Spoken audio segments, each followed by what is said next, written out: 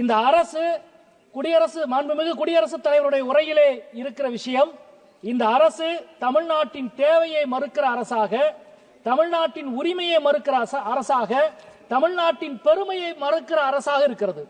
1000 kilometre பயண பாதையை metro rail மூலம் உருவாக்கி இருக்கிறோம், உலகின் 3வது பெரிய நாடு என்று இந்த அரசு பெருமையோடு சொல்லுகிறது. நான் கேட்கிறேன், இந்த 1000 கிலோமீட்டரில் தமிழ்நாட்டில் இயங்குகிற மெட்ரோவினுடைய அளவு எவ்வளவு தெரியுமா? வெறும் 54 கிலோமீட்டர் மட்டும்தான். உத்தரப்பிரதேசத்தில் 5 நகரத்தில் மெட்ரோ இருக்கிறது, மகாராஷ்டிராவில் 4 நகரத்தில் மெட்ரோ இயங்குகிறது, குஜராத்தில் 2 நகரத்தில் மெட்ரோ இயங்குகிறது, மத்திய பிரதேசத்தில் 2 நகரத்தில் மெட்ரோ இயங்குகிறது. ஆனால் தமிழ்நாட்டில் ஒரே ஒரு நகரத்தில் மட்டும்தான் 54 கிலோமீட்டர் மட்டும்தான் மெட்ரோ இயங்குகிறது. மதுரையினுடைய மெட்ரோ எங்கே, கோவையினுடைய மெட்ரோ எங்கே என்று மாநில அரசு மீண்டும் மீண்டும் கேள்வி எழுப்புகிறது.